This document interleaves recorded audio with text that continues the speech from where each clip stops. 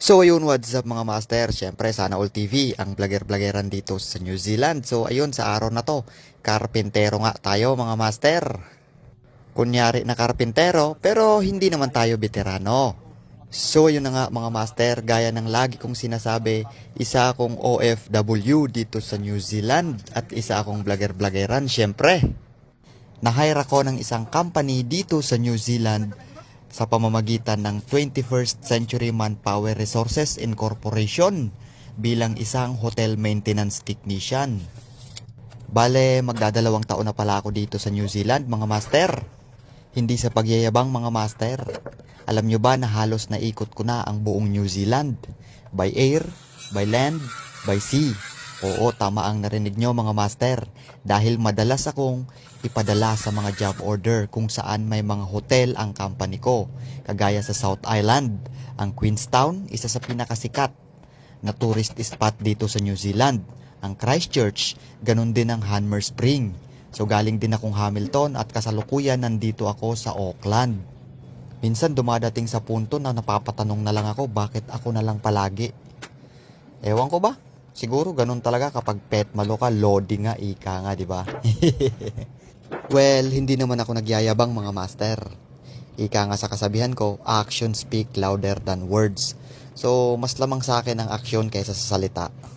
Alam din ng mga boss ko ang kakayahan ko at syempre, kung saan lang ang hangganan nito. Pero as all-around maintenance technician, dapat alam mo lahat.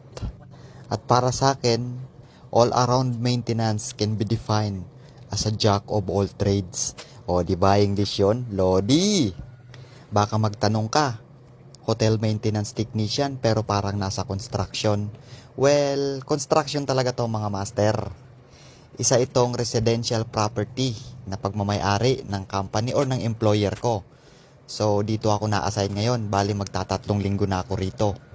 Oo, mabigat ang trabaho dito sa construction. Mahirap? Wala namang madaling trabaho, master. Nasa sayo na lang yan, nasa determinasyon at iyong pagsisikap. Nakakapagod? Wala naman atang trabahong hindi nakakapagod. Gaano man kabigat at nakakapagod ang trabaho ko, hindi ako nagrereklamo. Dahil ginagawa ko ito para sa pamilya ko. At alam nyo ba na napakarami ng kapwa natin Pilipino na walang trabaho dito sa New Zealand? Dahil nga sa recession, maraming kumpanya ang nagsara at marami tayong mga kababayan na nawalan ng trabaho. Yung iba, nandito pa rin, nagbabakasakali. Yung iba naman, tuluyan ng umuwi sa Pilipinas. So mas mainam na to kaysa wala akong trabaho or mawalan ako ng trabaho. Actually, masasabi kong affected din kami ng recession dito sa New Zealand. Dahil noon, sumasahod ako ng 40 hours kada linggo. Pero ngayon, 32, 36, yung iba nga 30. Kaya sa halip na magreklamo, ipinagpapasalamat ko na meron akong trabaho. Kaya kung isa ka rin sa nangangarap na makapunta at makapagtrabaho dito sa New Zealand, ang payo ko master, palipasin mo muna ang recession. Hindi naman sa dinidiscourage kita, pero mahirap talaga pasukin ang New Zealand ngayon. Mag-gain or mag-ipon ka muna ng experiences sa skills na meron ka.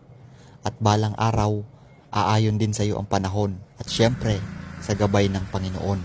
At nandito na nga tayo sa exciting part mga master. Tapos na yung bakod na trinabaho ko. Hindi ko sukat akalain na matatapos ko to. Kaya proud ako sa sarili ko. So ayun lamang, maraming salamat. Siyempre, Sana All TV, ang vlogger-vloggeran dito sa New Zealand. Laging proud Pinoy at pusong Pinoy.